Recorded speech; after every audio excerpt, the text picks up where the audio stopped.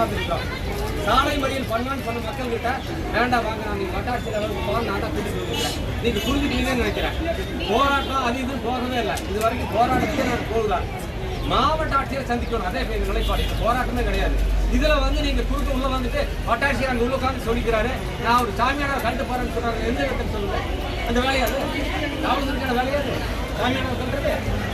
சட்டவிரோதமா நடந்தா நீங்க கட்டுப்படுத்துங்க. நீதிமன்றத்தை கொடுத்தனால அதெல்லாம் நாங்கள் ஒத்துழைக்கிறோம். வெயில காஞ்சிருக்காங்கன்னு சொன்னா இல்ல நான் போய் கழட்டுவேன்னு சொல்றாங்க. எந்த சரியா இருக்கும். நாங்க ஒத்துழைப்பு கொடுத்தோம். நீங்களும் ஒத்துழைப்பு கொடுங்க. மாவட்ட ஆட்சியர் வந்தா நாங்க பேசிக்கிறோம். அவ்வளவுதான். அது வரைக்கும் நாங்கெல்லாம் கட்டுப்பாடா இருப்போம். உங்களுக்கு என்ன ஒத்துழைப்பு வேணுமோ அதை கொடுக்குறோம். அதை நீங்களும் தாண்டி வரக்கூடாது. இதை பண்ணக்கூடாது அதை பண்ணக்கூடாது. அவர் கழட்டு போறேங்கிறாரு. அவர் ஒரு ஆய்வாளர். அந்த வேலை அவருக்கு இருக்கு. சாமியான கழட்டுற வேலை அவருக்கு இருக்கு. நாங்க தான் போடுறோம். பதிவு பண்ணி நாங்க தான் போடுறோம். இந்த சாமியானாவை நாங்க தான் போடுறோம். ஒருவேளை இந்த சாமியான போடுறதுக்கா ஒரு வழக்கு போடுறதுனா போடுங்க. அந்த முகவரி வீட்டெல்லாம் தெரியும். நான் நீதிமன்றத்தில் பார்த்து பதிவு பண்ணிக்கிறேன். அவ்வளோதான். நாங்கள் முழுமையாக ஒத்துழைப்பு கொடுக்குறோம். சட்டப்படி எல்லாம் நடக்கும்.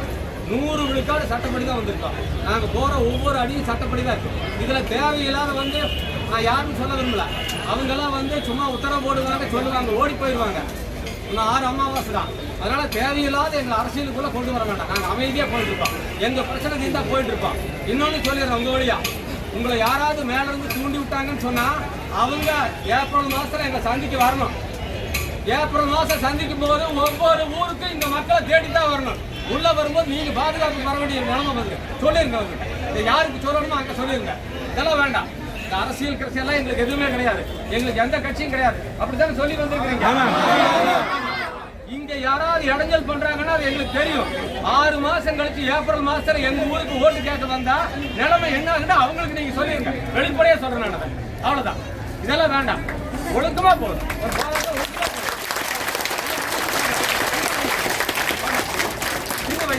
புரியுதுங்களா?